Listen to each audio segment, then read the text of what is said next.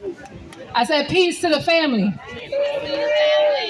3 miscarriages, 2 ectopic pregnancies, a fallopian tube that had to be removed in an emergency room, a broken tailbone during my only childbirth, and having to go back to work sitting on my hip because I didn't have enough time to heal and mend. It seems absolutely preposterous to me that we still are living in an environment where people can make decisions for our bodies. Does that sound correct?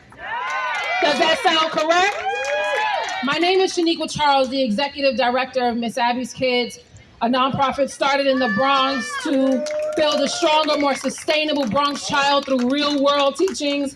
And I'm also here as a proud representative of Progressive Women of New York, which was formed in 2017 as a political activism and social justice organization with over 1,700 female and non-binary members committed to progressive values and human rights. We have a decision to make, and the decision is clear, that we need people in office who respect my ability to make a choice about my body. We need people in office who make it clear that it is your choice to make a decision about your body.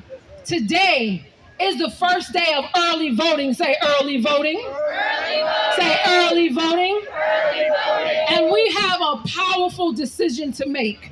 We have a powerful decision to make, and our voices as a collective can never be denied. As we stand here today, as we stand on the shoulders of giants and ancestors who shed blood for us to even be able to be here. As a woman who has been a progressive leader for low income, for immigrant working families, fighting for health justice and reproductive rights, this woman secured over $1 billion for our public housing. And if you live anywhere in New York City, they said that couldn't be done. So give it up for her for that. She also secured over $30 million for anti-hate community organizations in our city that's running rampant. Give it up to her for that. She's also a co-sponsor on the Equal Rights Amendment that just passed 30 days ago. Give it up for her for that. Please, let's give a warm and a strong New York welcome to our Congressional New York District 10, Yuh-Line Niou. Let's go. Give it up. Give it up. Let's go.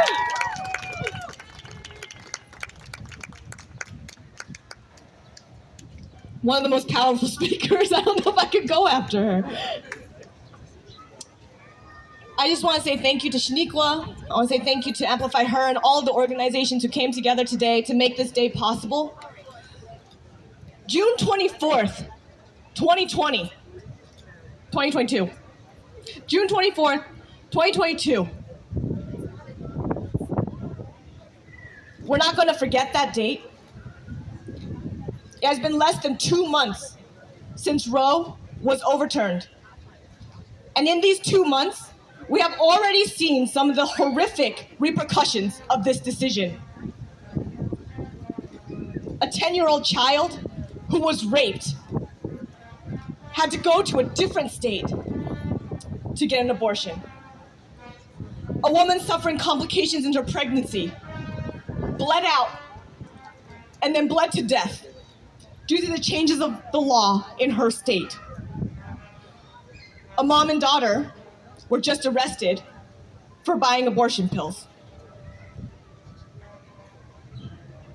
Like you, I'm fighting every single day to protect and expand our fundamental abortion rights, and I'm enraged. The politicized Supreme Court has stolen away our freedoms and turned back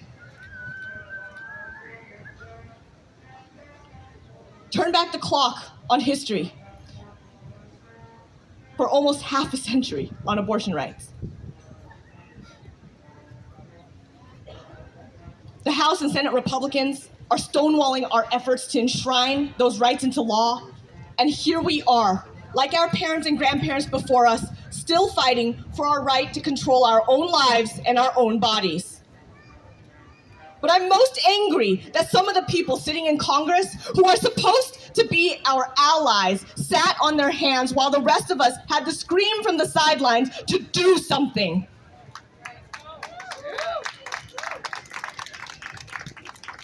I'm ready to turn that anger into something productive because our outrage is power, and together we can get things done. In our state, I am proud to have been a leader in the New York Assembly where we just strengthened abortion protections and where we made clear in law that we will not cooperate with red state efforts to hunt down and jail people who come to New York to exercise their abortion rights. But now we have to do more than protect ourselves. We need to export that New York model to the rest of the country. We have a bill that you're going to hear about from Jessica Gonzalez Rojas, which will help us to fund those efforts.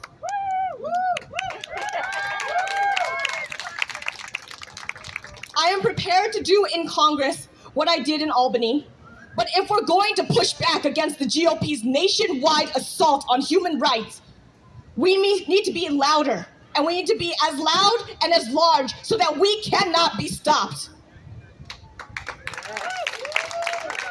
We need to build a coalition so loud and so large that we are never going to be able to be silent because our Supreme Court and the anti-freedom Republicans are out here trying to take our rights.